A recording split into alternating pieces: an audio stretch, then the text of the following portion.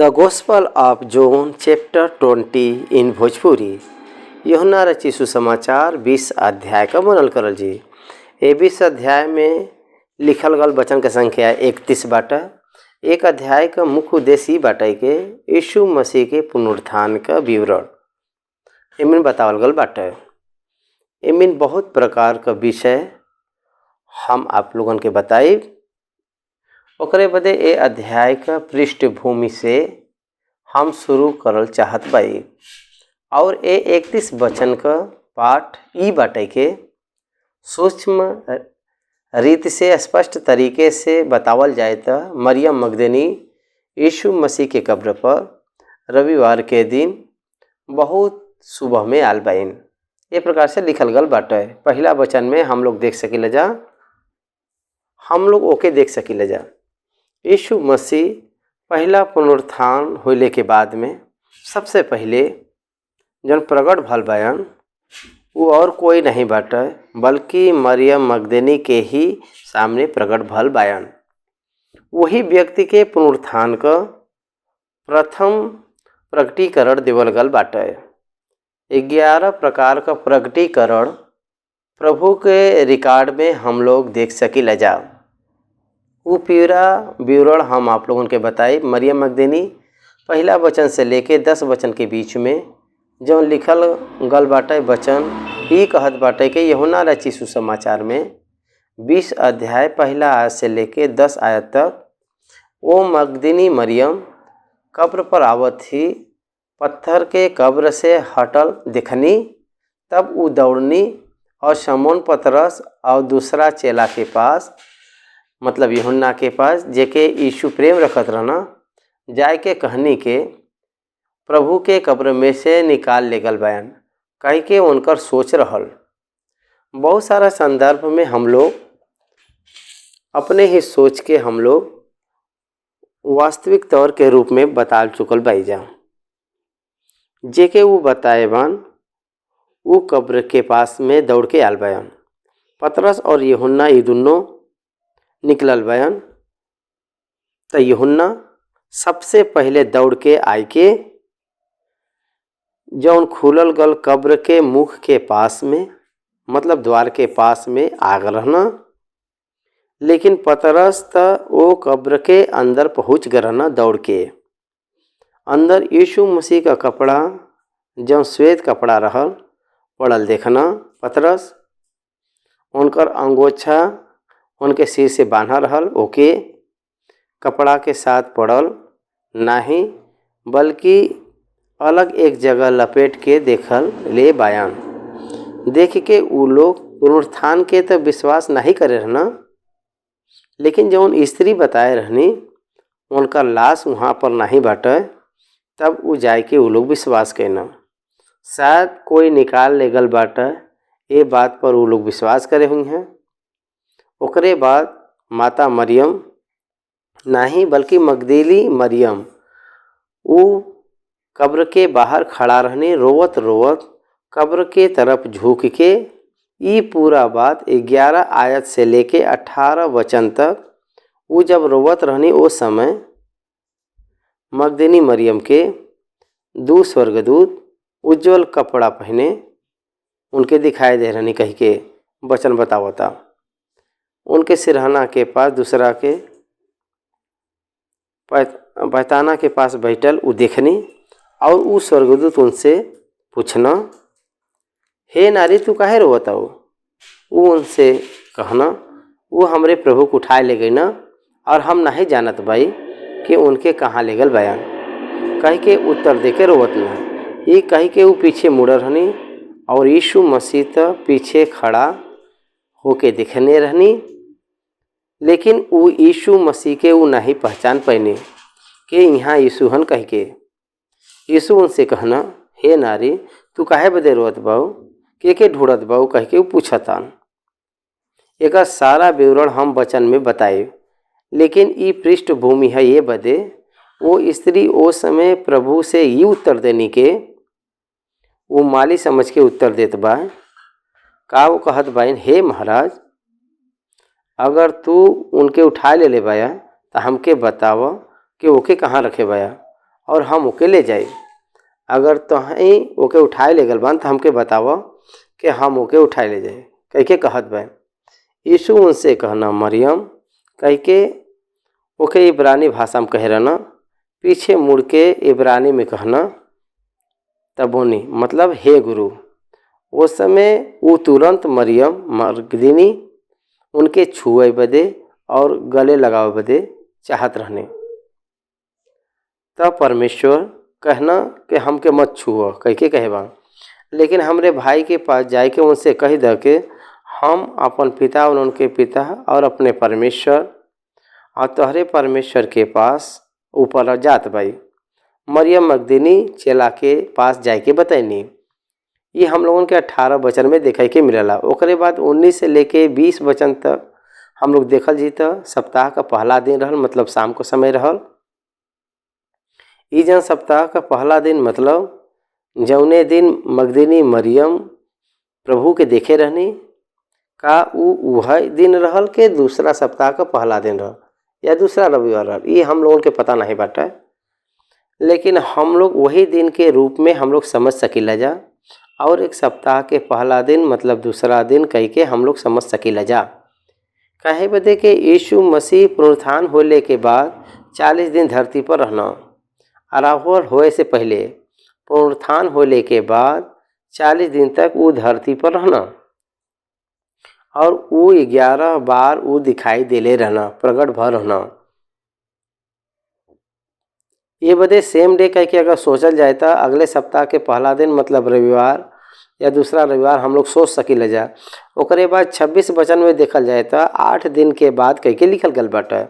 एकर मतलब पहला पुनरुत्थान दिन मतलब पहला रविवार से 8 दिन बाटे, या पहला सप्ताह का 8 दिन कह के कहल जाए तो 19 वचन में जो सप्ताह का पहला दिन मतलब रविवार दूसरा रविवार होई का ओकर विवरण हम लोग यहाँ नहीं देख सकीला जा।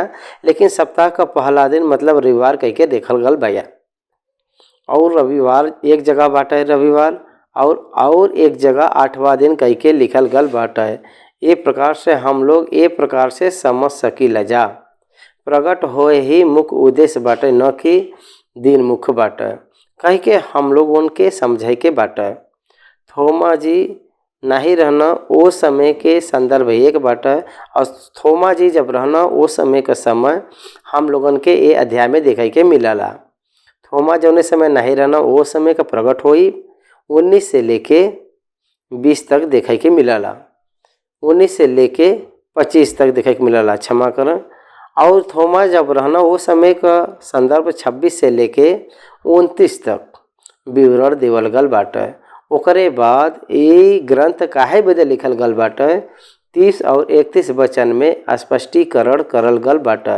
ये प्रकार से हम लोग देखल जी तो ये 20 अध्याय यहाँ पर फ्रेम करल गल बाटे। यीशु मसीह के मृतक में से जी उठले के बाद वो 40 प्रेरित के माफ कर 40 दिन प्रेरित के और कुछ विश्वासी लोगन के दिखाई देले रहना। वो 11 नहीं बल्कि 12 बार वो प्रकट भल बयान वो हवई कह के बाइबल हम लोगन के दिखावला बतावला। पहला मगदलीनी मरियम, मरकुस रची सुसमाचार 16 के 9 में, जॉन चैप्टर यूहन्ना रची सुसमाचार 20 का 15। वही प्रकार कब्र के पास जौन स्त्री लोग रहनी, मती रची सुसमाचार 28 का 9वां वचन। वही प्रकार से यमई नगर पर जाए वाला चेला, लूका रची सुसमाचार 24 का 13 से लेके 31 तक, 24 अध्याय 13 से लेके 31 तक। पतरस के प्रगट भल बयान, लूका रची सुसमाचार 24 का 34, पहला कुरिन्थियों 15 का 5, और 10 चेला लोग जौने से में रहना उस समय प्रकट हुई, यूहन्ना रची सुसमाचार 20 का 19। 11 चेला लोग जौने समय रहना ओकर मतलब थोमा जब रहना वो समय प्रकट हुई, यूहन्ना 20 को 26। वैसे ही 12 लोग जब रहना उस समय दिखाई देले रहना। गलील के पहाड़ के पास मती रची सुसमाचार 28 को 16। 7 लोग जब रहना तब वो समय प्रकट भर रहना वो तिबिरिया के झील के पास। यूहन्ना रचित सुसमाचार 21 पहला से लेके आखिरी वचन तक देखल जाए तो वहाँ जब रहना उस समय 7 लोगन के चेला लोगन के प्रकट होइले के बाद चेला लोगन के भोजन देवे के समान मछली के देके खाए बदे कहे जैसा देखे के मिलला। ओकरे बाद वो आरोहण होत बयान उस समय 500 लोगन के दिखाई दे रहना। कुरिन्थियों के पत्री में पौलुस 15 अध्याय के 6 वचन में लिखे बान। ओकरे बाद याकूब के मतलब प्रभु के भाई लोगन के प्रकट हुई। गलतियों का पत्री 1 अध्याय 9 वचन में, पहला कुरिन्थियों 15 का 7 में लिखल गल बाटे। प्रेरित का 12 लोगन के दिखाई दे मतलब प्रकट हुई। पहला कुरिन्थियों 15 के 7 में हम लोगन के स्पष्ट रूप में लिखल गल बाटे। प्रेरित का काम पहला अध्याय 12 आयत में और 26 आयत में भी लिखल गल बाटे। ये प्रकार से 12 बार प्रकट हुई एमिन दिखाई हम लोग देख सकीला जा। एमिन हम लोग देख सकीला जा। यहाँ पर हम लोग पृष्ठभूमि के ख़त्म करके पहले वचन से ध्यान करे बदे हम लोग चलल जी। तो आवा हम सब लोग पहला वचन से हम लोग अध्ययन करल जी। सप्ताह का पहला दिन मतलब रविवार, मरियम मगदनी भोर के अंधेरा रहत ही कब्र पर अइनी और कब्र पर पत्थर हटल देखनी। यीशु मसीह का पुनरुत्थान कब भल बा? का उ रविवार हो? का उ शनिवार का रात हवे? वही क्षण उनकर पुनरुत्थान भल बाटे। कोई के भी पता नहीं बाटे। यहाँ एक विषय पहचाने के बाटे। हम लोग अपने टाइम टेबल के आधार पर देखल जाए तो आधी रात में 12 बजे आपन दिन दूसरा दिन में पहुँचला, आपन दिन बदलला। यहूदी लोगन के देखल जाए तो शाम के 6 बजे के बाद ही उनकर दिन बदलला। शाम के 6 घंटा के बाद 6 बजे के बाद उनका रविवार आ जाला। हम लोग तो आधी रात 12 बजे के बाद शनिवार के रात के संडे आवला। लेकिन बाइबिल सबत के दिन के आधार पर लिखल गल बाटे। ए बदे सबत का दिन मतलब 7 डेज, सात दिन का मतलब 7वां दिन ख़त्म भ रहल। उ 6 बज के समय रहल, 7 बजे वाला समय रहल। एकर मतलब इवनिंग 6 PM टू जौन लोग सवेरे जात रहना ये समय के बीच में कभी भी ये घटना हो सकला, होल होई। लेकिन भोर से ही उ लोग अंधेरा रहे के समय ही उ लोग वहाँ पर पहुँचे न कह के लिखल गल बाटे। ऐसे कहत सप्ताह का पहला दिन फर्स्ट डे रविवार कह के लिखल गल बाटे। आपके बाइबल ग्रंथ में पेंतीकोस का जौन त्यौहार बाटे 7 विश्राम दिन के बाद आवे वाला पर्व होला। 58 डे 7 विश्राम दिन के बाद आवे वाला पेंतीकोस के पर्व रविवार ही आई। वैसे ही यहाँ पर पहला दिन कह के कहल जाए तो पेंतीकोस का दिन कौने प्रकार से फर्स्ट डे कह के लिखल गल बाटे। वैसे ही यहाँ भी फर्स्ट डे कह के लिखल गल बाटे। फर्स्ट डे का मतलब संडे के दिन के रूप में तेलुगु भाषा में ओके रविवार कह के लिखल गल बाटे। एकर मतलब 7 दिन 7 रविवार ख़त्म होए के बाटे। एकर मतलब 50वां दिन मतलब शपथ का दिन पूरा होने के बाद विश्राम दिन के बाद पहला दिन।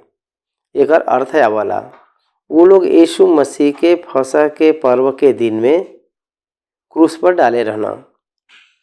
वो दोपहर में मतलब 3 बजे वो प्राण त्यागे रहना। शाम के 6 बजे के अंदर उनके क्रूस पर से उतारा रहना।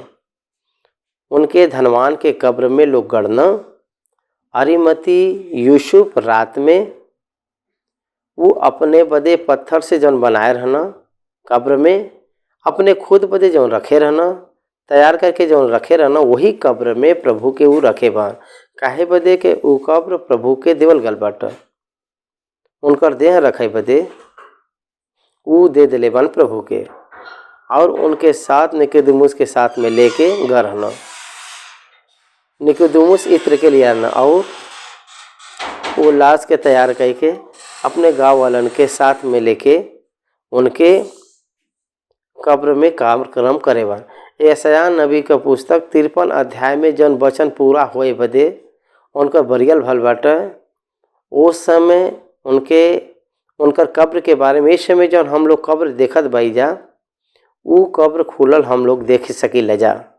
दुनिया में जितना भी कब्र बाटे कोई कभी कब्र खुलल नहीं बाटे, सिर्फ यीशु मसीह का कब्र ही खुलल कब्र के समान में देखे के मिलला। काय आप लोग ग्रहण करत बा ये बात के? यही बदई जौन खुलल कब्र बाटे उनके पुनरुत्थान के याद दिलावला। उनके चेला लोगन में से कोई भी उजन कहे बान वो बात के अनुसार उ जी उठल बान कह के वो कब्र के पास वो लोग इंतजार करत नहीं बैठल बयान। ये बहुत दुख का बात बाटे, लेकिन जे शत्रु के रूप में प्रधान याजक मत्ती रची सुसमाचार में 27 अध्याय में 63 वचन में पहुँचत वो भरमावे वाला यीशु मसीह के जे नाम जे रखे बा वो भरमावे वाला जब वो जीवित रहना कहे रहना के हम 3 दिन के बाद जी उठब और आज्ञा द के तीसरा दिन तक कब्र का रखवारी करल जाए। ऐसा न हो के ओकर चेला आए के ओके चोराए ले जाए और लोगन से कहे लगे वो मरा हुआ में से जी उठल बान, तब पिछला धोखा पहले से भी बुरा हुई। प्रधान याजक लोग और सिपाही लोग, टेम्पल पुलिस और रोमन सोल्जर्स ये सब उनके रखवाली करे रहना। चेला लोग आए के न उठाए ले जाए कहे बदे वो रखवाली करे रहना, न कि पुनरुत्थान हुई है कह के नहीं। Know body believe his resurrection, ये बदे हम लोगन के 4 सुसमाचार 4 अध्याय में आखिरी अध्याय में ये रिजरेक्शन पुनरुत्थान के याद दिलावत बाटे। मत्ती रची सुसमाचार 28 अध्याय, मरकुस रची सुसमाचार 16 अध्याय और लूका रची सुसमाचार 24 अध्याय, यूहन्ना रची सुसमाचार 20 अध्याय। इस सारा अध्याय में यीशु मसीह के पुनरुत्थान के बारे में बतावल गल बाटे। यीशु मसीह यूहन्ना 14:6 में हम ही पुनरुत्थान ही कह के कहे बयान। यूहन्ना रची सुसमाचार 11 अध्याय में मर्था और मरियम से बात करत समय पुनरुत्थान और जीवन हम ही है कह के कहे बान। यही बदे यीशु मसीह पुनरुत्थान है। वो पुनरुत्थान के होए के नहीं बा, बल्कि वो खुद ही पुनरुत्थान है। उनमें ही पुनरुत्थान बाटे। He is the resurrection. ये बदे पुनरुत्थान हवा कह के अगर कहल जाए तो उनके द्वारा ही सब लोगों का पुनरुत्थान हुए। ये बदे कुरिन्थियों का पत्री पहली पत्री 15 अध्याय में यीशु मसीह पहला पुनरुत्थान के रूप में जी उठल बायन। सब लोग उन्हीं में से जी उठी हैं कह के लिखल गल बा। सब लोग उनमें जी उठी हैं। वह मसीह वालन का आशा पुनरुत्थान न रहे तो हम उनके सुसमाचार में व्यर्थ बाटे कह के पौलुस प्रचार करत बायन। एके पहचाने के बाटे। ये बदे पुनरुत्थान ही मसीह मतलब ईसाई का और दूसरे धार्मिक रास्ता का अंतर हवा। ये बदे थिस्सलुनीकियों का पुस्तक में 4 अध्याय का 13 वचन में, पहले थिस्सलुनीकियों 14 अध्याय का 13 आयत में, पहला थिस्सलुनीकियों 4 अध्याय का 13 आयत में, हे भाई हम नहीं चाहत भाई के तू उनके विषय में जे सोचन अज्ञानी रह। ऐसा न हो के तू दूसरे के समान शोक कर जे के आशा नहीं बाटे। काहे बदे के अगर हम लोग विश्वास करत भाई जाके यीशु मरना और जी उठना तो वैसे ही परमेश्वर उनके भी जे यीशु में सोई गल बाटे उन्हीं के साथ ले हैं। काहे बदे के हम प्रभु के वचन के अनुसार तो ऐसे ही कहत भाई कि हम जौन जीवित भाई और प्रभु के आवे तक बचल रहल जी, सोए हुए से कभी आगे न बढ़ियल जी। काहे बदे के प्रभु आप ही स्वर्ग से उतरी हैं और उस समय ललकार और प्रधान दूत का शब्द सुनाई दे और परमेश्वर का तुरही फूकल जाई और जे मसीह में मरल बा वो पहले जी उठी हैं। यही बदे मृतक के पुनरुत्थान बाटे मसीह में। काहे बदे कि मसीह पुनरुत्थान हन कह के वचन कहत बाटे। यही बदे सप्ताह का पहला दिन मरियम मगदली भोर के अंधेर रहत ही कब्र पर आईनी कह के यूहन्ना रिकॉर्ड करे बयान। यहाँ हम आपके कुछ विवरण देवे, आप ध्यान से सुनो। मत्ती रचित सुसमाचार 28 अध्याय में 2 स्त्री लोग गलबैन कह के मत्ती कह के लिखल गल बाटे। मगदली मरियम और दूसरा मरियम कह के लिखल गल बाटे।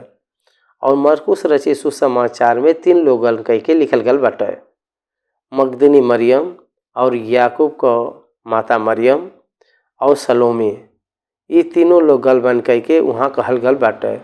वैसे ही लूका रचित सुसमाचार में वो स्त्री लोग कह के कहल गल बाटे। वो स्त्री लोगन का मतलब चेलल। वो के हवा स्त्री लोग? हम लोगन के वचन बहुत स्पष्ट रूप से याद दिलावला। वो स्त्री लोग के हवा कह के अगर देखल जाए तो वो स्त्री लोग 6 लोग हैं। उनका विवरण हम लोग यहाँ पर देख सके जा।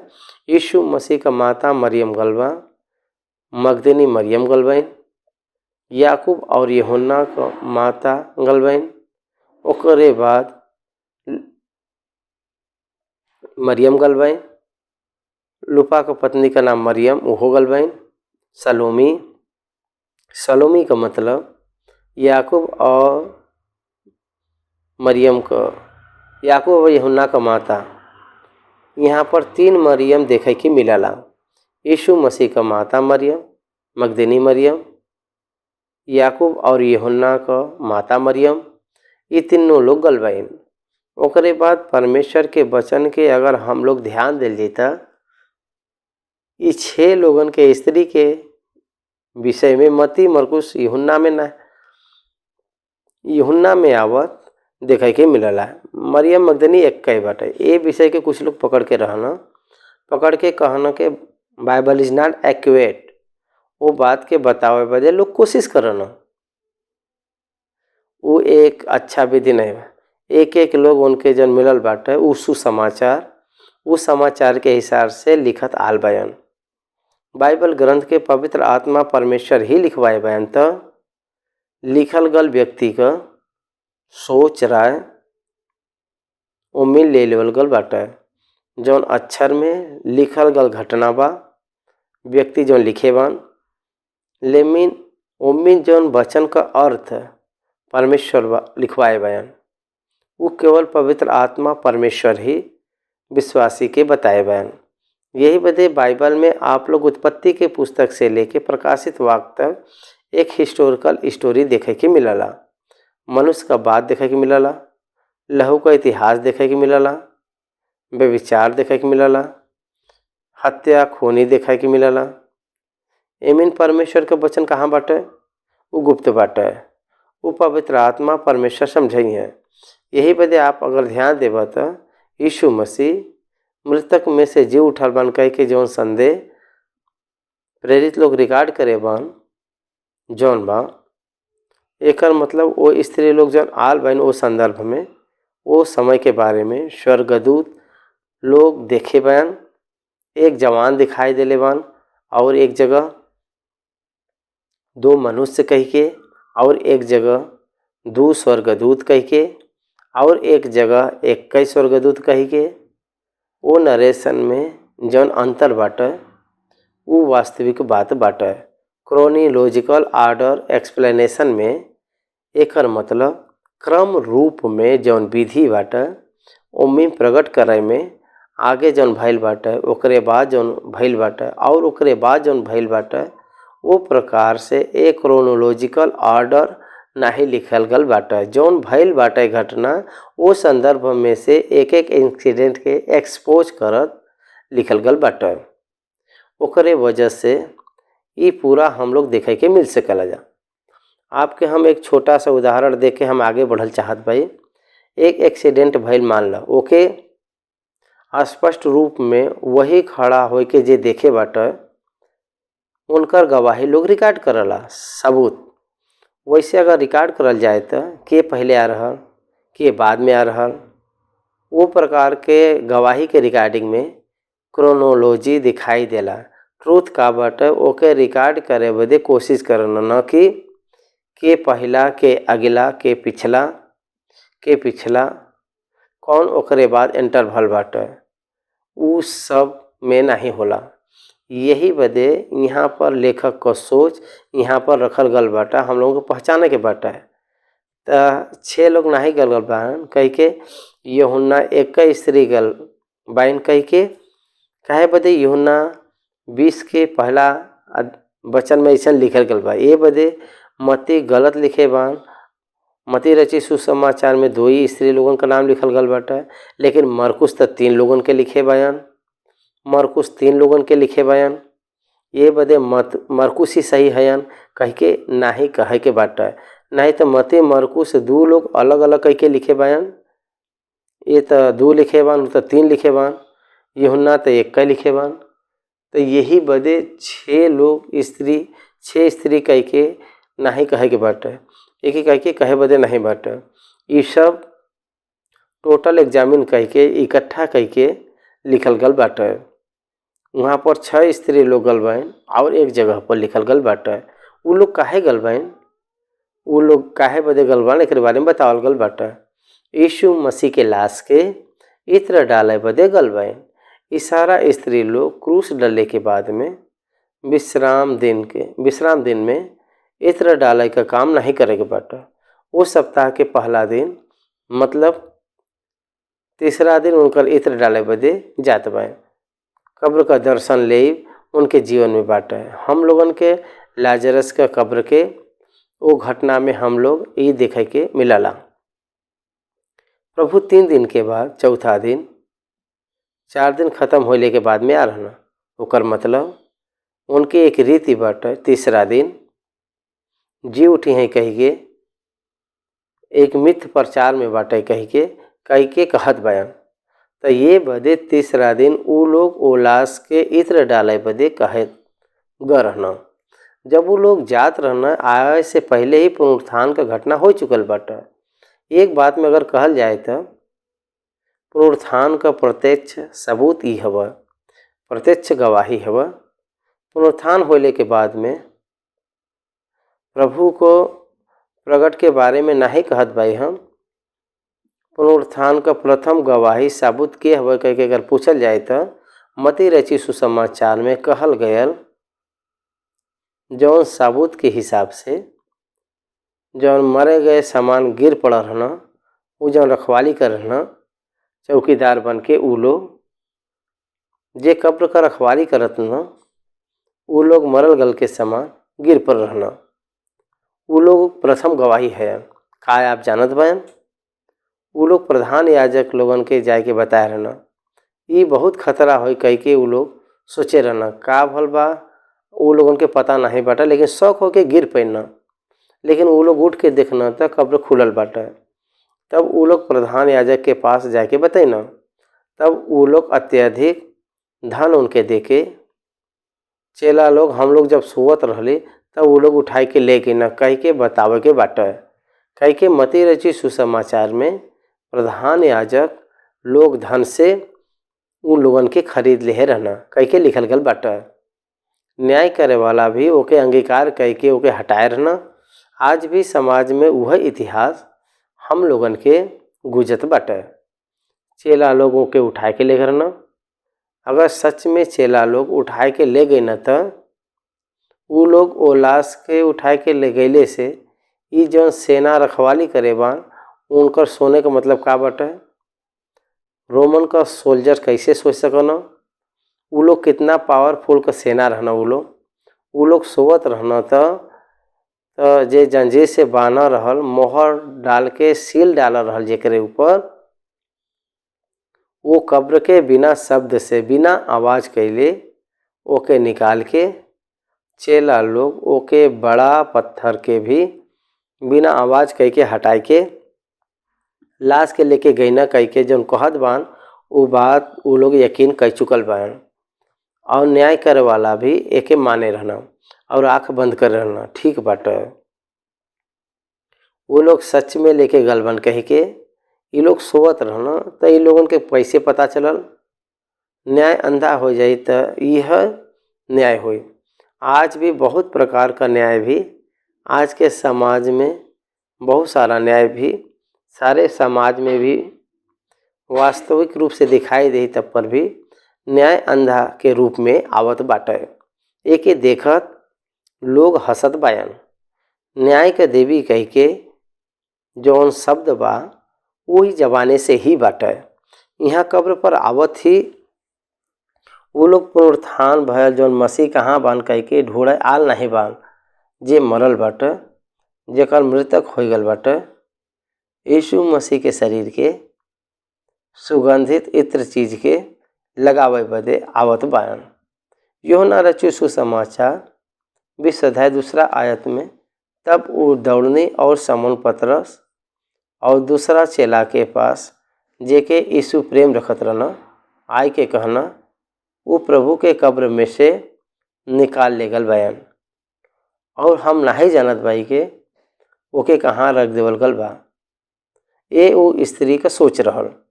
यहाँ पर और एक चेला दूसरा चेला के पास जेके यीशु प्रेम रखत रहना कह के लिखल गल बाटे। यहाँ एक अचंभा बाटे। वही हवे के ये जौन सुसमाचार लिखत बयान वह व्यक्ति रहना जौन यीशु प्रेम रखत न लिखल बाटे। ये घटना के लिखत समय जौन हम लिखत बाई यूहन्ना कह के नाही कहेबान, प्रभु जन प्यार करे बायन वो चेला अपने बारे में लिखत बायन। वो अपने खुद के नाम लिखे बदे नहीं चाह रहना। इतना प्रेरित लोग अपने दीनता के दिखावत बायन कह के हम लोगों के समझे के बाटे। ये बात के तो कुछ बात हम आप लोगों से कहल चाहत भाई सुनो। हुई हवे के 4 सुसमाचार में मती, मरकुस, लूका, यूहन्ना ये जो रिकॉर्ड बाटे अबाउट द रिजरेक्शन स्टोरी, पुनरुत्थान के बारे में जौन विषय लिखल गल बाटे, ई रिकॉर्ड भिन्न रूप में दिखाई देला। कौने प्रकार के भिन्न रूप में दिखाई देला कह के अगर पूछल जाए तो मगदली मरियम बाकी स्त्री लोगन के साथ जब आ रहने वो समय का घटना केवल वो एक ही जब रहने जौने समय घटना भ रहल वो प्रकार के रूप में लिखल जैसे देखे के मिलला, लेकिन वास्तव वो नहीं बाटे। वो दौड़नी और समौन पतरस और दूसरे चेलन के बतैनी जौन बात लिखल गल बाटे ओके कौने प्रकार से समझे के बाटे। अगर कहल जाए तो 4 प्रकार के सुसमाचार एक हवे कह के बतावत बाई।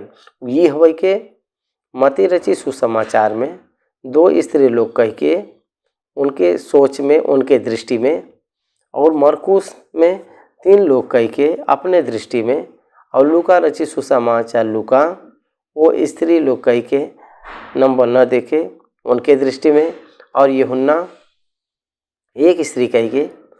ये सब लोग एक प्रकार से लिखी हैं। तब पर भी जब स्त्री लोग आ रही वो समय का संदर्भ ई हवे के, वो संदर्भ ई हवे के स्वर्गदूत में दिखाई दे। उनमें 3 अंतर बा। एक जगह कह के एक जवान कह के, एक रोशनी से चमकर, एक स्वर्गदूत वो पत्थर पर बैठल कह के एक जगह पर, और 2 स्वर्गदूत कह के एक जगह पे, 21 स्वर्गदूत कह के एक जगह पे। का आप ध्यान दिले बाने बात के स्वर्गदूत के विषय में भी अंतर दिखाई दिले बाटे जौन वो समय वहाँ पर खड़ा बान आल बयान जौन बात करे बानों में, और ओकरे बाद स्त्री लोगन के विषय में भी अंतर देखे के मिलला। यही बदे story of the resurrection wrong कह के अर्थ नहीं हो सकला। Story of the resurrection of the truth a permanent truth and it is the recorded. वहाँ 4 लोगन के सुसमाचारक लोग लिखत बयान उनके जौन मिलल बाटे वो सुसमाचार के हिसाब से, उनके सोच के हिसाब से, उनके नज़र के हिसाब से और उनके दृष्टि के हिसाब से वो प्रेजेंट करे बान। लेकिन वो मेन बात ही बाटे के पुनरुत्थान जी उठब। यूहन्ना रची सुसमाचार में एक ही स्त्री आ रहने, मती में 2 स्त्री आल बन कह के लिखल गल बाटे, एक जवान कह के लिखे। तब पर भी अलग अलग अंतर दिखाई देले बान। तब पर भी ये एक्सीडेंस रिकॉर्डिंग में डिफरेंट दिखाई दे तब पर भी सच्चाई ही हवे के खाली कब्र ट्रूथ हवे और रिजरेक्शन ट्रूथ हवे। ये 4 सुसमाचार अलग अलग के रूप में दिखाई देत बाटे। यही बदे जितना भी लोग मसीह के नहीं मानन उ लोग अलग अलग बात कह सकन, एके इस्तेमाल भी कह सकन। तो उ बात के सुन के कन्फ्यूज होए के जरूरत नहीं बाटे। मेन मकसद ही हवे के पुनरुत्थान सच हवे, जी उठब सच हवे। ये बात के हम लोगन के मन लगावे के बाटे। एकरे बाद वो दौड़ के पतरस के और यूहन्ना के बात बतैनी। मरियम मगदलीनी वो कब्र पर वो प्रभु के कब्र में से निकाल ले गल बयान और हम नहीं जानत भाई कि उनके कहाँ पर रख दिले बयान। हम नहीं, हम कह के जौन इस्तेमाल कर गल बाटे हम नहीं जानत भाई कह के नहीं। ये शब्द से ही पता चलत बाटे कि वो अकेले नहीं बयान और कई लोग उनके साथ बान। She is not alone. ये बात हम लोगन के समझ में आवत बाटे। हम नहीं जानत भाई कह के अगर कहला हम नहीं जानत भाई, यहाँ पर ये बात के वहाँ पर एक वचन नहीं देखे के मिलला बल्कि बहुवचन देखे के मिलत बाटे। लेकिन यूहन्ना वो दोनों के बीच में जन घटना भइल बा, जन बात भइल बा, ये बदे डायरेक्टली मगदलीनी मरियम और यूहन्ना वो घटना में रहना। यही बदे मरियम मगदलीनी के बारे में लिखत बयान। चेला लोग आई हैं तब पर भी प्रेजेंट करल गल मरियम मगदलीनी ही बाइन प्रेजेंट करे वाला। मान ला एक एक्सीडेंट भल बाटे और जौन एक्सीडेंट भइल बाटे वो एक्सीडेंट में ये जे लोग सुनत बाटे वह लोग बोलत बयान। वैसे ही यहाँ भी चेला लोगन से बात करत समय, स्त्री लोग बात करत समय, वो स्त्री लोगन में मगदलीनी मरियम यूहन्ना से ये बात कहत रहल हुई हैं। यही बदे यूहन्ना ही सबूत देत बायन। यही बदे सत्य बाटे। वहाँ पर पतरस और जौन चेला बायन दोनों मिलके तब पतरस और दोनों चेला निकल के कब्र पर चढ़ना। चौथा वचन में लिखल गल बाटे वो लोग कैसे आल बान के यहाँ पर हम लोग देख सकीला जा वो लोग कैसे आ रहना। दोनों लोग दौड़ के आ रहना, लेकिन दूसरा चेला पतरस से आगे बढ़ के कब्र पर पहले पहुँचना। पहले जे पहुँचना यूहन्ना रहना, पीछे जौन आ रहना वो पतरस रहना।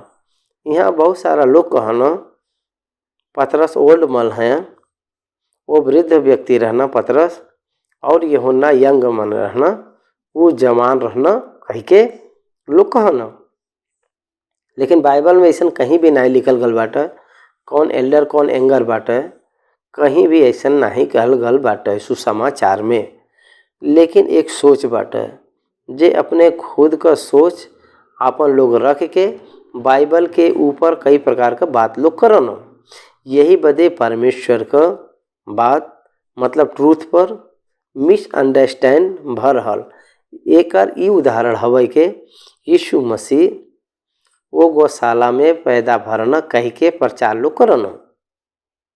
गौशाला में पैदा होले का रिकॉर्ड नहीं बाटे, लेकिन वो चरणी में रखल गल बा वो रिकॉर्ड बाटे। वो चरणी में रखे का कारण ही हवे के वो गौशाला में ही चरनी रही। ये बदे वो मीन रखल गल हुई हैं। ये बदे वही पर पैदा भलवान कह के आर्ग्यू करे वाला लोग रहना। ये बदे मानव को सोच के परमेश्वर के वचन में नहीं जोड़े के बाटे।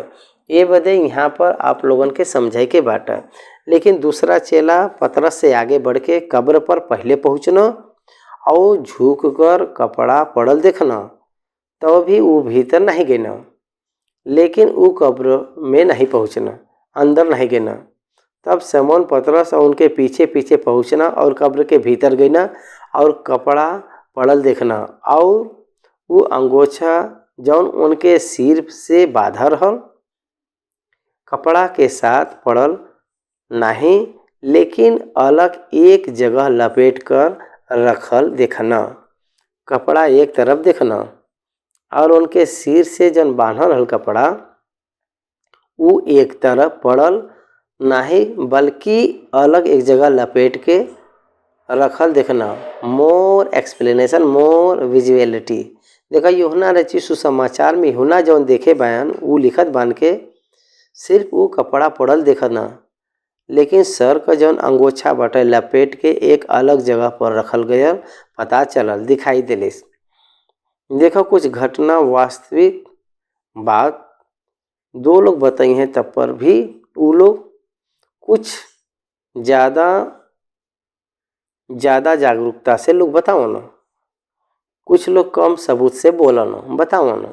यही बदे यहाँ पर ज़्यादा बताए बयान, जे कम बताए बान जे कम बाटे, जे ज़्यादा बताए बा वो महान बा, ऐसन बात नहीं बा। ट्रूथ का बा, सत्य का बाटे, उनका शरीर वहाँ नहीं बाटे। एके देख के वो लोग क्या भरोसा करे के बाटे, यीशु मसीह पुनरुत्थान होए का यकीन करे के बाटे। काहे बदे कि उन लोगों के पहले पता बाटे मनुष्य का पुत्र पापी के सौंपल जइहे और ऊ लोगन के मार डली हैं और तीसरा दिन जी उठी हैं, कह के पहले ही भविष्यवाणी करे बान चेला लोगन के जब वो जिंदा रहना। उस समय में कई बार ये बात चेला लोगन के यीशु मसीह प्रकट करे बयान, तो वो लोग ये बात के हिसाब से यकीन करे के चाहिए। प्रभु आपका धन्यवाद, आप जी उठल बन कह के उनके प्रार्थना करे के चाहिए। लेकिन वो लोग वैसे नहीं कहना, उनके देख के वो लोग देखा 8वां वचन में ये लिखल गल बाटे के तब दूसरा चेला जौन कब्र पे पहले पहुँचा रहना भीतर गईना और देखकर विश्वास करना। देख के विश्वास करना का विश्वास करना, विश्वास कहना कह के लिखल गल बा, मतलब के पुनरुत्थान भयल बा। ये प्रकार से विश्वास उनके भइल बाटे, उनकर पुनरुत्थान भइल बाटे कह के हम लोग समझे ल जा। परमेश्वर दूसरा वचन में तुरंत लिखवा दिले बाया। वो तो अब तक पवित्र शास्त्र के बाद ना ही समझे रहना कि उनके मरे होल में से जी उठे के होई। 9वां वचन में ऐसा लिखल गल बाटे, तब वो लोग का विश्वास करे बान, उनका लाश मिस हो गल बाटे कही के वो लोग विश्वास करे बयान, न कि वो जी उठल बान। कब्र खुलल बा कही के यकीन करे बयान, कब्र के खोले बा ये नहीं पता बाटे, उनका लाश कहाँ बाटे वो नहीं पता बाटे, वो मृतक ही हैं कह के वो लोग यकीन करत बा, न कि पुनरुत्थान का। ये बदे वो लोग चल गए ना। 10वां वचन में लिखल गल बाटे, तब एक चेला अपने घर लौट गई ना। कृपया ध्यान दें, आप लोग ध्यान दे के समझे के कोशिश करें, इतना एक्सप्लेनेशन आपके कहीं भी न मिली। ओकरे बाद 11 वचन में लिखल गल बाटे के परंतु मरियम रोवत कब्र के पास बाहर खड़ी रहने कह के लिखल गल बाटे। ई प्रमुख अंतर बाटे। पहले वचन में 6 स्त्री लोगन के साथ जो ना रहनी, मगदनी मरियम खाली कब्र के देख के स्वर्गदूत से बात करत, वो मृतक में से जी उठल बन कह के जो सुसमाचार लेके गए के बाद पतरस यूहन्ना भी आए के वापस लौट गए के बाद में वही हनकई के लिखल बाटे। एक अर्थ ही हवे के सी केम बैक अगेन, मगदनी मरियम फिर वापस आ रहनी कब्र के पास। चेला लोग तो चल गए रहना, लेकिन मरियम वहाँ पर रहनी। बाकी स्त्री लोग वापस आल बैन कह के नहीं लिखल गल बाटे। अगर मान लो बाकी स्त्री लोग भी ये मनुष्य जैसे देखे बयान, स्वर्गदूत के देखे के जैसे, ये वचन के कनेक्ट होए के जैसे मरियम रोवत संदर्भ यहाँ पर यूहन्ना लिखे बा। यूहन्ना पहला पुनरुत्थान के प्रत्यक्षता के वो देख पाल बाइन। वो यूहन्ना कैसे लिखे बन कह के आप पूछ सकना, वो कैसे लिखे बन कह के अगर पूछल जाए तो वो स्त्री फिर से वापस जाए के हम प्रभु के देखे भाई, आ ये समय प्रभु हमके बताए बदे कहे बयान कि हम गलील पर जात भाई, वहाँ आप लोगन से मिलब कह के हमसे कहे बयान, कहे बयान ये बदे वो दूसरी बार वो कब्र के पास में गल बयान हम कहत सकीला। प्लीज़ अंडरस्टैंड दिस। लेकिन मरियम रोवत कब्र के पास बाहर खड़ा रहने और रोवत रोवत कब्र की ओर झुक के देखत रहने। यहाँ एक एक्सीडेंट बटे और एक स्पष्टी रूप यहाँ पर हाँ आप लोगों के बतावल चाहत भाई। यहाँ पे 6 स्त्री लोग जौने से में आ रहनी, एक जवान और 2 स्वर्गदूत लिखल गल बाटे, कहल गल बाटे। तो वैसे ही 2 स्वर्गदूत बाटे कह के यहाँ पर 2 स्वर्गदूत रहे के जैसे दिखाई देत बाटे। दूसरा एक्सीडेंट के रूप में एके अगर लेवल जाए तो ये गुप्त बात हम लोगों के समझ में आ सकला। वो गुप्त बात ये बाटे के निर्गमन का पुस्तक 25 अध्याय वो मिलाप वाला तंबू में वो संदूक के ऊपर करूब में बांध कह के कहल गल बाटे। वैसे ही मरियम जो देखत बाइन ए दृश्य में 12वां वचन में 2 स्वर्गदूत के उज्जवल कपड़ा पहने, एक के सिराहना के तरफ और दूसरे के बैताना के तरफ बैठल देखने रिजरेक्टेड जीसस क्राइस्ट। वहाँ पर सब नहीं बाटे, वो नहीं दिखाई देत बाटे, लेकिन दाहिने ओर एकर मतलब बैताना पर एक स्वर्गदूत और सिराहने के तरफ एक स्वर्गदूत। निर्गमन के पुस्तक 25 अध्याय के आधार के ऊपर आर्क ऑफ गॉड परमेश्वर का संदूक के ऊपर ढकने पर 2 करूब रहना। वो करूब के बीच में प्रायश्चित का ढकना रहला, उनमें से प्रभु बात करना। इब्रानियों को पत्री 1 अध्याय में का कहे बयान, वो दिन में अंत में वो पुत्र के जरिया परमेश्वर बात करे बयान कह के कहे बयान। वाट ए ब्यूटीफुल नरेशन। वो कब्र में से यीशु मसीह जी उठ के सिंहासन पर विराजमान के ऊपर बैठे हैं। तो 2 जगह पे जौन स्वर्गदूत खड़ा बयान वो जमाने का वो प्रायश्चित के ढकना के ऊपर के घटना के याद दिलावत परमेश्वर ए पुत्र के द्वारा बात करत बयान। ये सत्य के ये स्त्री के प्रकट करे बन कही के हम लोग समझी जाता बड़ा खुशी लगला। पुराना नियम में स्वर्गलोक का दृश्य दौने प्रकार से दिखाई देले बाटे। कहल गल बाटे उ धरती पर वो कब्र में आविष्कार हो के उनके दिखाई देत बा। उनके का चीज़ नहीं देखत बा, परमेश्वर नहीं दिखाई देत बयान, लेकिन वहाँ पे स्वर्गदूत दिखाई देत बयान। आर्क ऑफ गॉड भी वैसे ही होला, परमेश्वर के सम्मुख नहीं दिखाई देला, लेकिन आर्क ऑफ गॉड केवल संदूक दिखाई देला। 2 स्वर्गदूत आमने सामने दिखाई देना। वो प्रायश्चित के ढकना के ऊपर वो आर्क यीशु मसीह के शरीर के उदाहरण के रूप में हवा। उस संदूक में जौन लकड़ी बाटे यीशु मसीह के मानवता के दर्शावला, जौन ऊपर और अंदर ढाके बयान रखे बान सोना वो परमेश्वर के दैविक स्वभाव के दर्शावला। अंदर जौन रखल गल बाटे 3 चीज, मन्ना का कटोरा, जीवन का भोजन, जीवन का रोटी, हाई कह के मूसा का 10 आज्ञा उनके बात के उनके आज्ञा के देवे के समान व्यवस्था का परिपूर्णता का वैसे ही।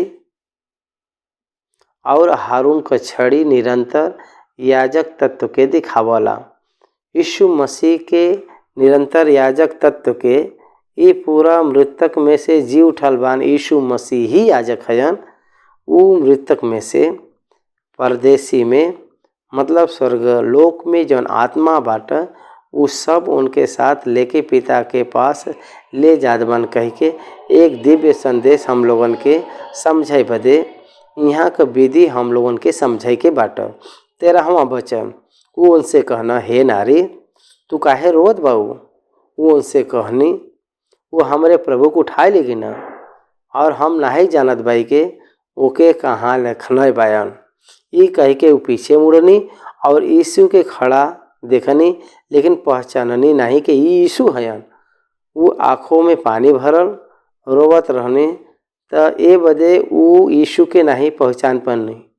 वास्तव यीशु मसीह के पहचाने के मतलब वो जब तक अनुग्रह न दी हैं तब तक हम लोग उनके नहीं पहचान सकीला जा। यमाई गांव में 2 लोग जात रहना, उनके बीच में यीशु मसीह भी ज्वाइन भरना। उन लोगन के साथ यीशु मसीह भी चलत रहना। उनके घरे पर जाए के भोजन पे बैठना, तब यीशु मसीह रोटी के तोड़े रहना, तब उनकर आँख खुल गए रहा। यीशु मसीह ही उनकर आँख खोले रहना। यही बदे तब उ लोग जाए के यीशु मसीह के पहचानना। यही बदे केकरे सामने प्रकट होए के बाटे, उन्हीं के प्रकट हुई हैं। के पुनरुत्थान का प्रत्यक्षता देवल चाहत बयान, उनके ही उ दी हैं, न तो कोई और के नहीं।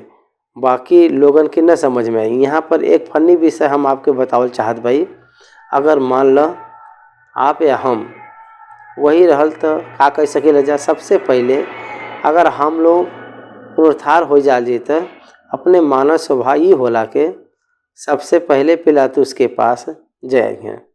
हे पिलातुस, तू हमके क्रूस डाले रहला ना, देखा हम जी उठल भाई, देख ला। प्रधान याजक के पास जी हैं और प्रधान याजक लोग, आप लोग तो हमार न्याय करे रहला, अब हम जी उठली कह के हम। और समाज में घर घर के हम लोग खटखटाए के दरवाजा हम जी उठल भाई कह के कहता। लेकिन प्रभु ऐसे कहे रहना का, यीशु मसीह ऐसे नहीं कह रहना। उनकर पुनरुत्थान देख के विश्वास करे नहीं, बिना देख के विश्वास करब। यह परमेश्वर का योजना हवा। चेला लोगन के ही देख के विश्वास करे बदे उ नहीं चाह रहना, बिना देख के उ लोगन के विश्वास करे के चाहत ना। पुनरुत्थान भयल जौन यीशु मसीह के देख के विश्वास करे नहीं, बल्कि बिना देख के विश्वास करब ही धन्य हवा। पूरा दुनिया का जौन मसीह लोग बान बिना देख के विश्वास करे बयान। एके हम 21 वचन में फिर एक बार एक्सप्लेन करब। 15 वचन से यीशु उनसे कहना, तू काहे रोवत बाऊ, के ढूंढत बाऊ। वो माली समझ के उनसे कहनी, हे महाराज, अगर तू उनके उठा ले बाया तो हमके बताव के ओके कहाँ रखे बाया और हम ओके ले जाब।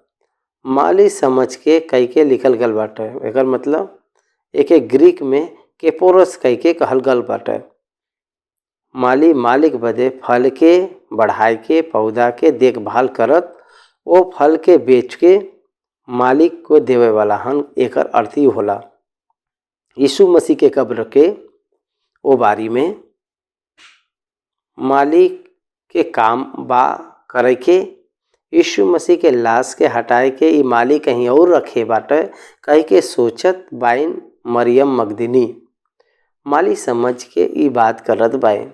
यहाँ उ का कहत बाइन, अगर तू उनके उठा ले बा तो हमके बताव के तू कहाँ उनके रखे बाया और हम ओके ले जाब कह के कहत बाइन।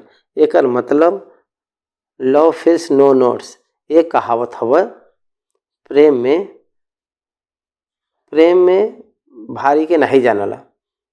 जैसे कहल गल जाला के पेड़ के फर भारी होला का, ए बदे उहो अपने चेलन के रूप में गुरु के ऐसे बोलत बाइन के, गुरु के बारे में ऐसा बोलत बाइन के हम ओके ले जाब कह के कहत बाइन।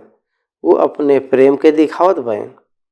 यीशु मसीह का जब मृत्यु भरल तो वो समय अरिमती यूसुफ और निकोदिमुस, ये दोनों अरिमती यूसुफ और निकोदिमुस, ये दोनों यीशु मसीह के कब्र में रखा समय निकोदिमुस 50 सेर के लगभग मिलावल गंधरस और उनके लाश के तैयार कर रहना। एक स्वास्थ्य चंगा रहल गल एक जवान 33 साल के 80 किलोग्राम भारी जौन शरीर बाटे 50 सेर के लगभग में मिलल गयल गंधरस 230 डेड वाइट, उनके मतलब उतना भारी के ले जावे कह के उ कहत भाई मरियम मगदली। इमिन हम लोगन के उनकर प्रेम देखे के मिलला। ओकरे बाद प्रभु उनके देख के, वो मरियम मगदली के देख के प्रभु 16वां वचन में यीशु उनसे कहना मरियम, वो पीछे मुड़ के उनके इब्रानी में कहना रब्बुनी, मतलब हे गुरु। यहाँ पर देखो मरियम कह के जो शब्द इस्तेमाल भइल बाटे, मरियम कह के जो शब्द इस्तेमाल भइल बाटे उस समय वो आवाज़ के मरियम पहचाने पाए। तुरंत वो रब्बोनी कह के बुलाए पाए और रब्बोनी कह के जौन शब्द का अर्थ ई हवे के हे गुरु, मास्टर कह के एकर अर्थ आवला। तो ओकर ग्रीक शब्द अप टू ए बी टू यू ई शब्द इस्तेमाल करल गल बाटे। हे गुरु एकर अर्थ वो तुरंत वो स्त्री यीशु मसीह के पैर पकड़ के वहाँ पर प्रभु जन कहे बयान वो बात बहुत कंट्रोवर्शियल सोच प्रकट करल गल बाटे। वो का बाटे 17 वचन से हम लोग देख सकेले जा। यीशु उनसे कहना हमके मत छुआ, काहे बदे के अब तक हम अपने पिता के पास ऊपर नहीं गेल भाई, परंतु तू अपने भाई के पास जाए के कह द कि हम अपने पिता और तोहरे पिता और आपन परमेश्वर और तोहरे परमेश्वर के पास ऊपर जात बाई। बहुत सारा लोग यहाँ पर ये सोचन के स्त्री लोग मासिक धर्म में रहनी तो ये बदे यीशु मसीह वहाँ पर छुए बदे मना करे बयान। लोग सोचना लेकिन वो गलत हवे। काहे बदे परमेश्वर पवित्र रहन ये बदे हमके मत छुआ कह के कहे बयान। लोग सोचना वो गलत सोच हवे। काहे बदे मती रची सुसमाचार 28 अध्याय में ये प्रकार से लिखल गल बाटे कि कुछ स्त्री लोग पास आए के और उनके पाँव पर पड़ के दंडवत कह के कर लिखल गल बाटे। ओकरे बाद थोमा भी अपने हाथ से यीशु मसीह के घाव में हाथ लगाए के चेक कह के देखे बान कह के लिखल गल बाटे। प्रभु ही स्वयं बोले बान ये बात के आप लोग हमके छू के देखा, शैतान के तो शरीर और मांस हड्डी नहीं रहला, हमके ये सब हवा कह के देखा। ये बदे मत छुआ कह के जौन शब्द बाटे वो गलत सोच में जात बाटे। टच मी नॉट वो गलत ट्रांसलेशन भइल बाटे। तो राइट ट्रांसलेशन का बाटे अप टू कह के जौन शब्द बा clean me not, cling me not, don't hold me not. वो स्त्री से बात कर समय हमारे भाई लोगों के पास जाए के कह के कहत बाए। भाई लोगों के मतलब वो जो लहू संबंधित रिश्तेदार नहीं, चेला लोगन के भाई लोग कहत बयान। मती रची सुसमाचार 12:49, लूका 8:9, इब्रानी 2:11 में अगर हम लोग देखल जीता वहाँ चेला लोगन के ही भाई लोगन के रूप में बतावत बयान। यही बदे भाई लोगन का मतलब आत्मिक संबंधित विश्वासी लोग ही उनके भाई लोग हैं कह के वो कहत बयान केवन हमरे भाई और के हमार माई। परमेश्वर के इच्छा के जे पूरा करला वह हमार भाई वह हमार मतारी हैं कह के कहे बान। एल बदे भाई लोगन का मतलब प्रेरित लोग चेला लोग रहना। 19 वचन से लेके 29 वचन तक लिखल गल वचन में जौन विषय का लिखल बाटे हम लोग देख सके जा। यीशु मसीह 2 बार प्रकट भल बयान। चेला लोग यहूदियन के यहूदी से डरत रहना, द्वार बंद कह के अंदर बैठा रहना। सप्ताह का पहला दिन रहल वो संध्या का समय रहल जहाँ चेला लोग यहूदियन के लोगन से डर के मारे बंद रहना। उस समय उनके बीच में थोमा नहीं रहना। फिर उसके बाद 26 वचन में 8 दिन के बाद चेला लोग उनके बीच में रहना और वहाँ पर थोमा रहना। तब यीशु उनके बीच में आए के खड़ा भइले के बाद में कह के लिखल गल बाटे 2 अपीयरेंसेस जीसस का ये वचन में देखे के मिलला। ओकरे बाद यीशु मसीह अपने आप के खुद प्रकट करे बयान। आप जो सोचत बान भूत के तो हड्डी और मांस तो नहीं रहला, आप लोग हमके देखा परखा कह के कहत जहाँ पर कील से छेदे बयान वो घाव में उंगली लाई के हमारे हाथ के देखा और हमारे पंजर में डाला। वो लोग विश्वास करे बदे चिन्ह उनके शरीर पर जो रहल सबूत के रूप में दिखाई देवल गल बाटे। ओकरे बाद उनके ऊपर पवित्र आत्मा के फूके रहना। ओकरे बाद वो लोगन के सेवकाई में भेजे रहना। ये पूरी घटना ये अध्याय में देखे के मिलला। ओकरे बाद प्रभु कहे बयान जेकर पाप क्षमा करना ओकर पाप क्षमा हो जाई कह के कहे बा। सुसमाचार प्रचार करे का अधिकार उन लोगों के देवे गल बाटा है। हम लोगन के ये अध्याय में देखे के मिल सकला। 19वां वचन से हम लोग पढ़ल जी। वही दिन जौन सप्ताह का पहला दिन रहल, संध्या के समय जब वहाँ का द्वार जहाँ पर चेला लोग रहना यहूदी के डर के वजह से बंद रहना, तब यीशु आइना और उनके बीच में खड़ा होके उनसे कहे लगना ताकि शांति मिला। यहाँ पर थोमा के छोड़ के बाकी सारा चेला लोग, यहूदा इस्करियोती तो तब तक मर चुका रहना, तब बाकी 10 लोग यहूदी के डर के मारे अपने द्वार के बंद करे बन चेला लोग। काहे बदे यहूदी का डर? यहूदी लोग प्रेरित के ढूंढत रहना। काहे बदे के यीशु मसीह के पकड़ के क्रूस पे चढ़ाए के मारे डाले रहना, और उनकर जे अनुकरण करे वाला लोग रहना मारे बदे कोशिश करत रहल हुई हैं। नहीं तो उनके मार डाले बन जौन डर के वजह से ये लोग दरवाज़ा बंद करके चुप लगाए के दरवाज़ा के अंदर बान। यीशु मसीह मृतक होय के तीसरा दिन उ जी उठल बान। जब उ जी उठल बान ओकरे बाद चेला लोग यीशु मसीह के प्रकट होय के वजह से उ लोग दृढ़ भल बयान। यीशु मसीह उ लोगन के अपने आप प्रकट होय के दृढ़ करे बान। उनके पुनरुत्थान का वास्तविकता के वो लोग पहचानले के समान, विश्वास कैले के समान केवल वही लोगन के चेला लोगन के प्रकट भल बयान। काहे बदे वह लोग पुनरुत्थान के गवाह के रूप में रह जात बान चेला लोग। यही बदे उ लोगन का हर एक प्रकार का अंदरूनी का संबंध विषय में उ अपने आप के प्रकट करे के वजह से उ लोग दृढ़ भल बान चेला लोग।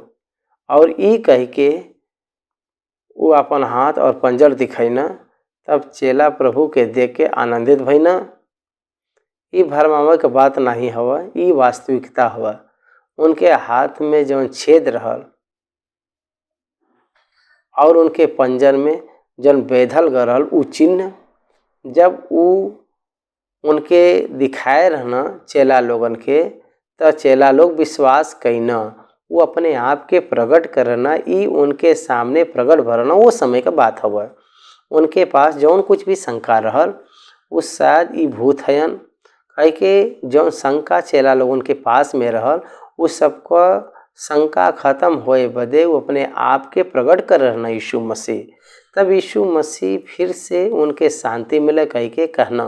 यीशु मसीह फिर उनसे कहना ताकि शांति मिले। जैसे पिता हमके भेजे बान वैसे हमहू तहके भेजत बाई। ई हवै प्रमुख चीज, पिता हमके भेजे बान। First apostle Jesus Christ. इब्रानियों का पत्री 3 अध्याय पहला वचन में अपन प्रधान याजक और प्रेरित कह के यीशु मसीह के बारे में कह के लिखल गल बात है। ये बदे ध्यान देवे के बात है, यीशु मसीह प्रेरित है। प्रेरित का मतलब भेजल गल व्यक्ति, द वन हु सेंट बाई गॉड। परमेश्वर जौने प्रकार से यीशु मसीह के भेजे बयान, यीशु मसीह अपने चेला लोगन के मतलब प्रेरित लोगन के भेजत बयान। प्रेरित का मतलब भेजल गयल लोग कह के एक अर्थ आवत बाटे। यीशु मसीह परमेश्वर के ओर से भेजल गल बयान और चेला लोग यीशु मसीह से भेजल गल बयान ये समाज में।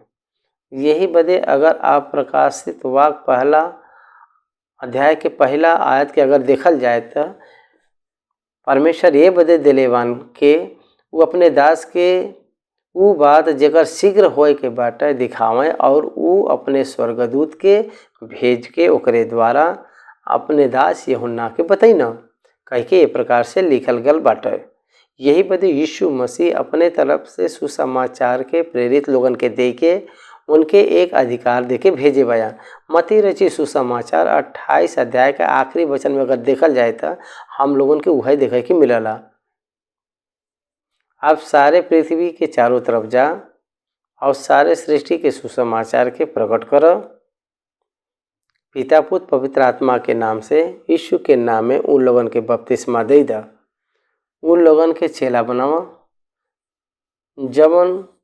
हम जौन जौन बात आपके आज्ञा देले बाई उन लोगन के आप प्रचार कर और आज्ञा दे दा कह के कहे रहना। ए बदे चेला लोग बहुत प्रमुख लोग रहना। काहे बदे के वह लोग समाज में जाके यीशु मसीह के बारे में, यीशु ख्रिस्ट के सुसमाचार के प्रकट करे वाला, यही बदे प्रभु उन लोगन के अद्भुत तरीके से प्रत्यक्षता के अनुग्रह कई के आपके शांति मिले कई के जौन शब्द इस्तेमाल करल गल बाटे, पिता जे के हमके भेजे बा वैसे ही हम आपके लोगन के भेजत बाई कई के कहे बा 22 वचन ई कही के वो उन पर फूकना और उनसे कहना पवित्र आत्मा ल, वो लोगन के ऊपर फूके रहना और पवित्र आत्मा ल कह के कहे रहना।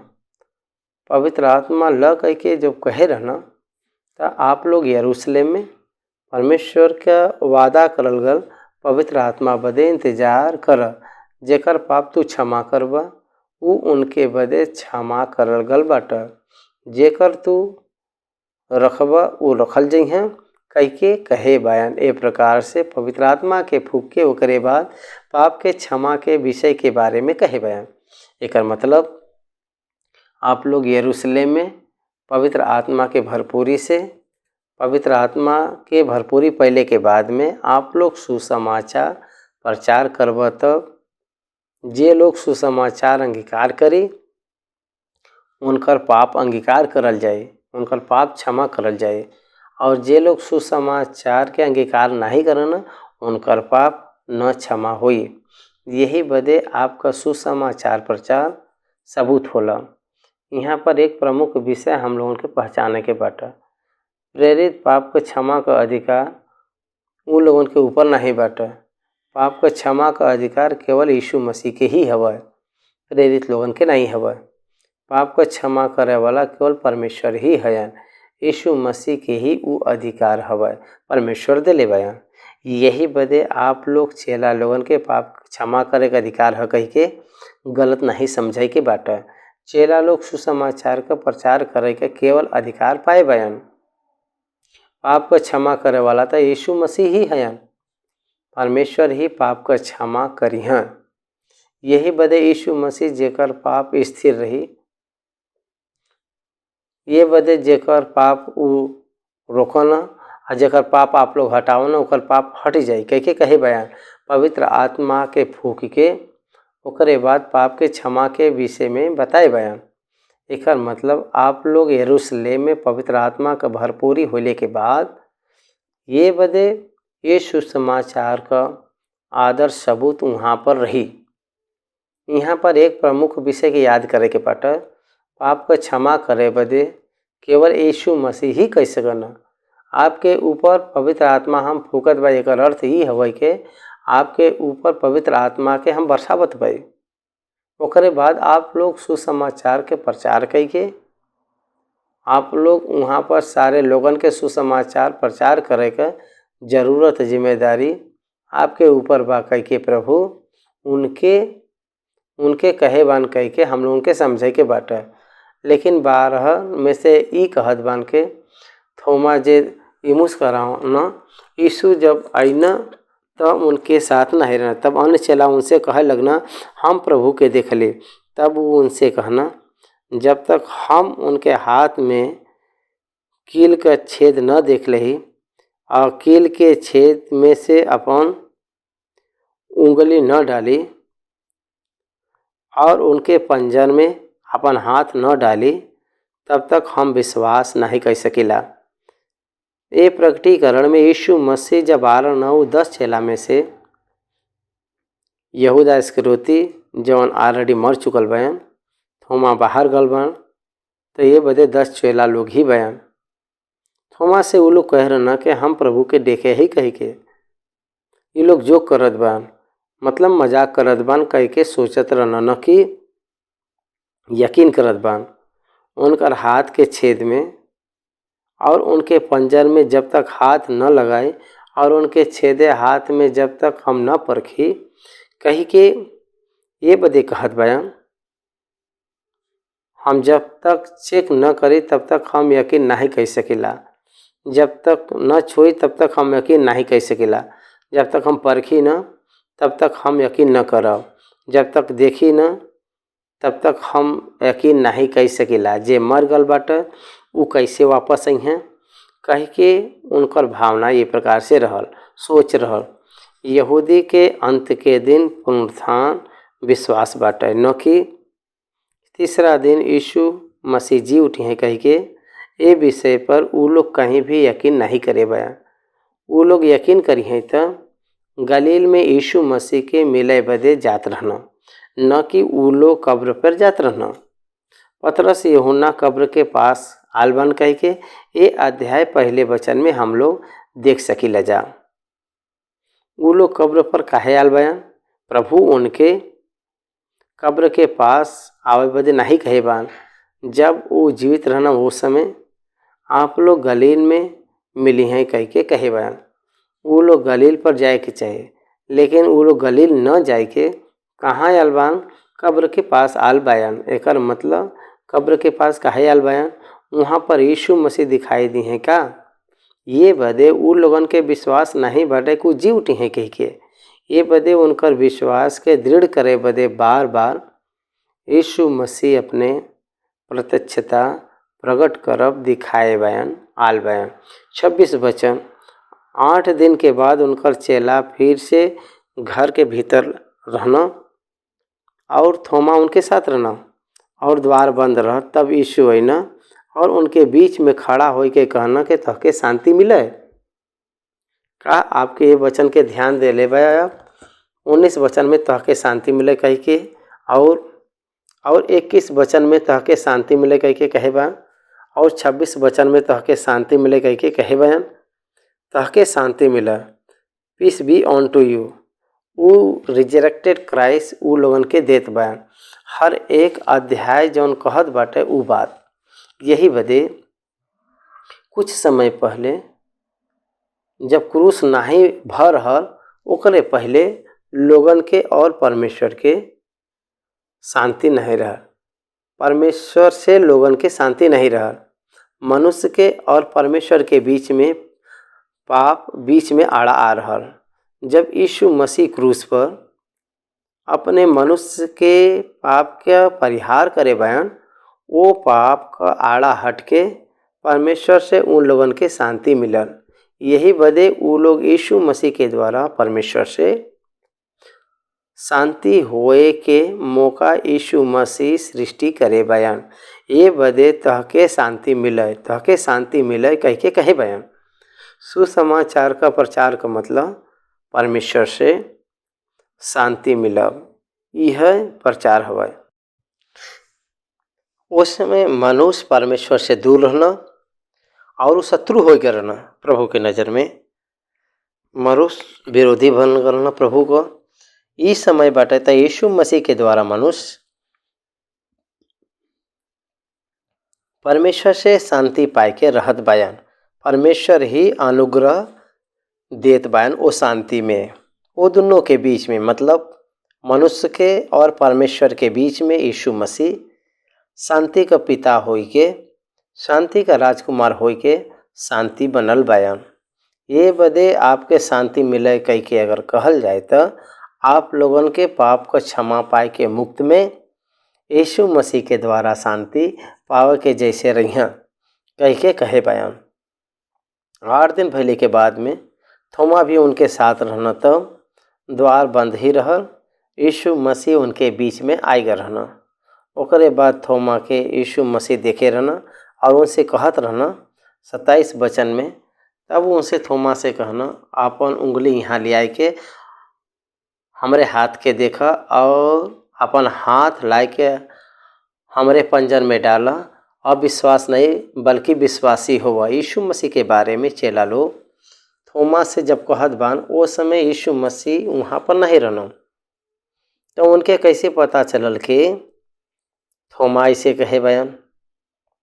जब तक हम उंगली न रखी वो छेदल गल हाथ में, तब तक आपन हम उंगली न डाली वो घाव में, तब तक हमें विश्वास न करब।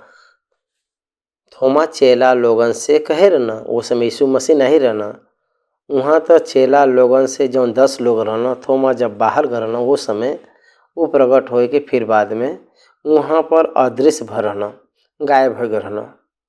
लेकिन ये बात में हम लोगों के ये समझे के बाटे के उ सारा जगह पर रहे वाला हन पवित्र स्थान में, सारा जगत में उ रह सकन। आफ्टर रिजरेक्शन यीशु मसीह पुनरुत्थान होने के बाद में उ सारे स्थान पे रह सकन, रहे वाला हयन। यही बदे बायोलॉजिकल बॉडी के रूप में जब रहत रहना वो समय he is the limited place. जब वो रिजरेक्टेड बॉडी में आ रहना तब वो सब कुछ वो जानत होई के कहीं भी प्रकट होए का सामर्थ उनके रहल। अपन उंगली यहाँ पर ले आए के और अपन हाथ ले आए के हमरे पंजर में डाला और अविश्वासी नहीं बल्कि विश्वासी हो कह के यीशु मसीह कहे बयान। अल्प विश्वासी कह के तो नहीं कहे बान, लेकिन अविश्वासी कहे बयान। यीशु मसीह के और यीशु मसीह के पुनरुत्थान के जे विश्वास नहीं करला वो अविश्वासी कहलावल जाना। ये 10 पॉइंट में एक पॉइंट विश्वास करम नहीं बल्कि एक का एक मुख्य विषय होला के पुनरुत्थान का विश्वास न करे वाला यीशु मसीह के संबंधित व्यक्ति नहीं बा। यीशु मसीह के पैदाइश के यकीन जे लोग करला, मोहम्मद भाई लोग और यहूदी लोग यीशु मसीह के मृत्यु के यकीन करना, लेकिन यीशु मसीह मृतक में से जी उठल बान कह के पुनरुत्थान भइल बाटे कह के यकीन नहीं करना। यहूदी यीशु मसीह के पुनरुत्थान के आज भी नहीं विश्वास करना। यही बदे आप लोगों के पहचाने के बाटे कि यीशु मसीह के पुनरुत्थान के ऊपर जे विश्वास करला वह पुनरुत्थान में सहभागी हुई हैं विश्वास के द्वारा।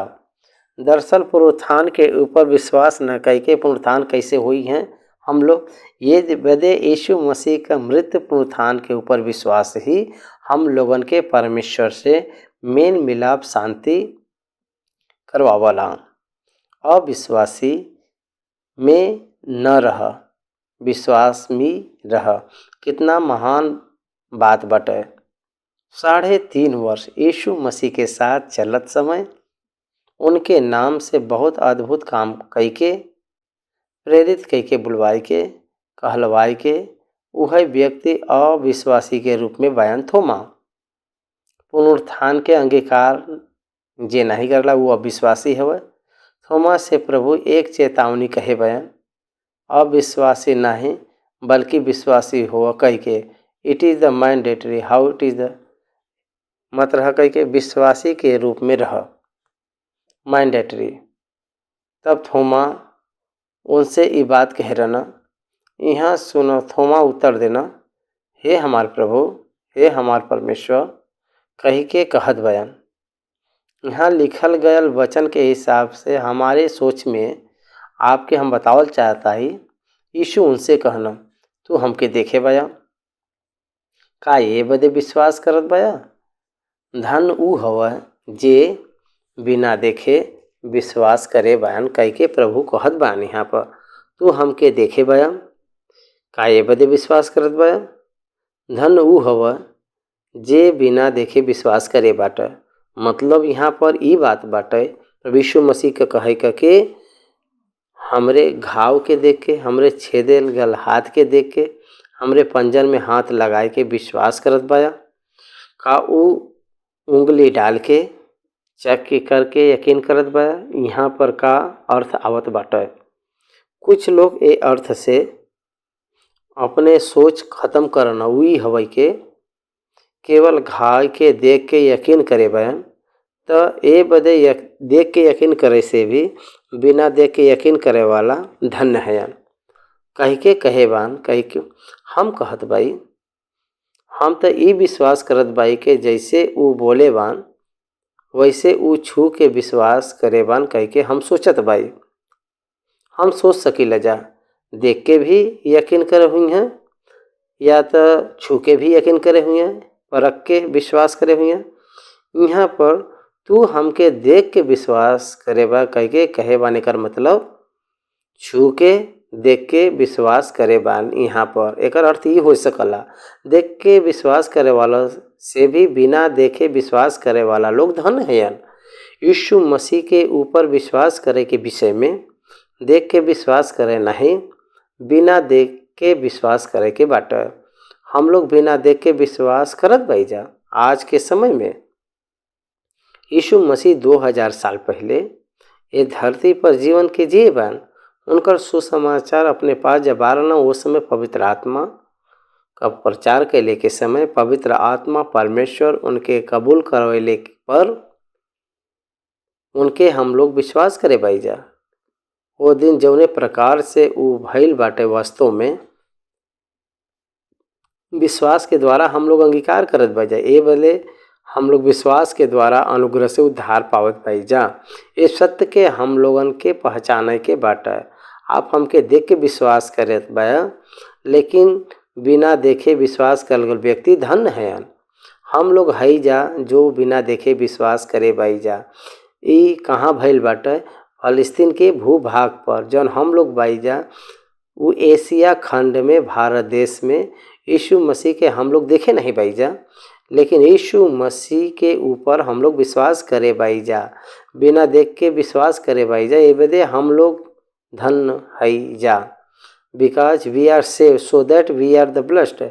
30 से लेके 31 वचन तक हम लोग अध्ययन करल जी। यीशु और बहुत चिन्ह चेलन के सामने दिखैन जौन ए पुस्तक में लिखल नहीं गल बाटे, लेकिन ये बदे लिखल गयल कि तू विश्वास कर कि यीशु ही परमेश्वर का पुत्र मसीह है और विश्वास करके उनके नाम से जीवन पाओ।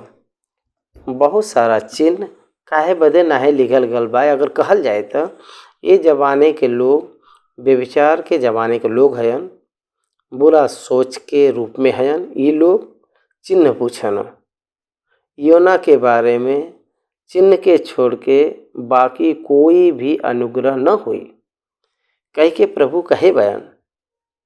वो जमाने के लोगन के योना के बारे में जौन चिन्ह, एकर मतलब समुंदर के अंदरोड़ी में पाताल में जौन मछली के पेट में जौन रहल योना 3 दिन के बाद कैसे बाहर आईना, वैसे ही भूगर्भ में जौन गढ़ना यीशु मसीह का पुनरुत्थान बढ़ल जैसे अइहा। एकर मतलब ई चिन्ह केवल एक कई बाटे, वही हवाई के पुनरुत्थान। That is the top and final. Okay विश्वास करे के बाटे, पुनरुत्थान के विश्वास करे के बाद, न कि बाकी चिन्ह के नहीं। एक करे तो दूसरा, दूसरा करे तो तीसरा, तीसरा करे तो और भी पूछते हैं लोग। आखिरी में और भी महान सूचक काम मतलब चिन्ह दिखेबा का कई के पूछत बान, न कि वो लोग विश्वास करे बदे नहीं चाह रहना। जल के दाखरस बनाए रहना चिन्ह के रूप में, एक आश्चर्य कम करना, लेकिन कोई विश्वास नहीं कर रहा। जे लंगड़ा के चलाए रहना कोई नहीं बदलल, जे अंधा के दिखाए रहना कोई नहीं बदलल, कोई भी नहीं बदला। कोढ़ी के शुद्ध करना कोई भी नहीं बदला। जे मृतक के जलाए रहना, लेकिन तब पर भी कोई विश्वास नहीं कर रहा। वो भूत प्रेत से छुटकारा दिले रहना, तब पर भी कोई विश्वास नहीं कर रहा।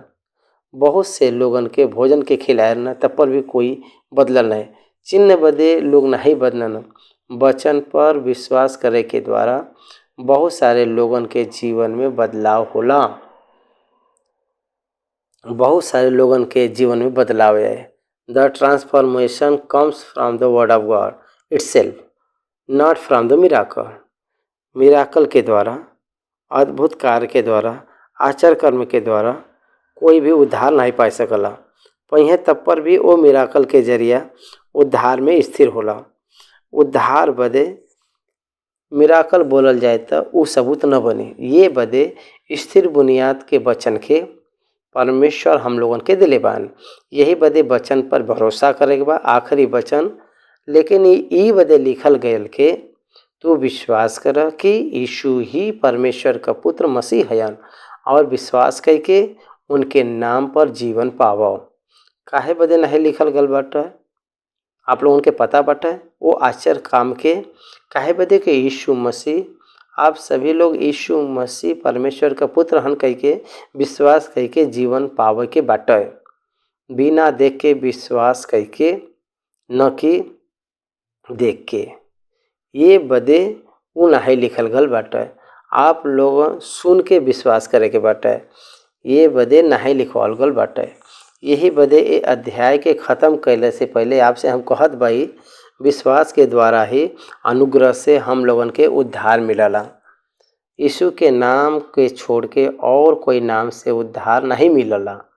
यीशु मसीह के छोड़ के कोई और भी दूसरा नाम से धर्मी नहीं बन सकला। यीशु मसीह ही पापी का उद्धार करता है। यीशु मसीह ही परमेश्वर और इंसान के बीच में मध्य व्यक्ति हैं। यीशु मसीह ही न्याय करे वाला न्यायाधीश है।